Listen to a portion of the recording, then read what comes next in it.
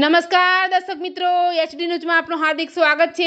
હું છું આપની સાથે આરડી વાઘેલા। જોઈએ આજના મુખ્ય સમાચાર। અંકલેશ્વર જીઆઈડીસી પોલીસ મથકના એનડીપીએસના ગુનામાં સંડોવાયેલ વધુ એક આરોપી સુરતથી ઝડપાયો।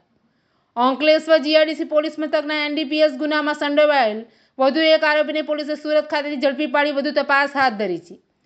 ભરૂચ એસઓજી પોલીસે અંકલેશ્વરની રાજપીપળા ચોકડી પાસેથી અંબે ટ્રેડ સેન્ટર શોપિંગમાં આવેલ જય મુરલીધર કોલ્ડ્રિંક એન્ડ સોપારીના દુકાન આગળ ઉભેલ એક ઇસમને 435 ગ્રામ હાઇબ્રિડ ગાંજાના જથ્થા સાથે ઝડપી પાડ્યો હતો। પોલીસે રૂપિયા 2 લાખથી વધુનો ગાંજાનો જથ્થો અને મોપેડ મળી કુલ રૂપિયા 2.70 લાખનો મુદ્દામાલ જપ્ત કર્યો હતો।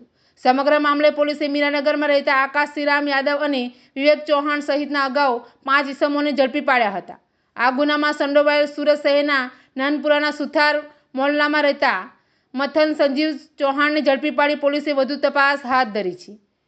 એચડી ન્યૂઝ સાથે રિપોર્ટ જયેશ પ્રજાપતિ, અંકલેશ્વર।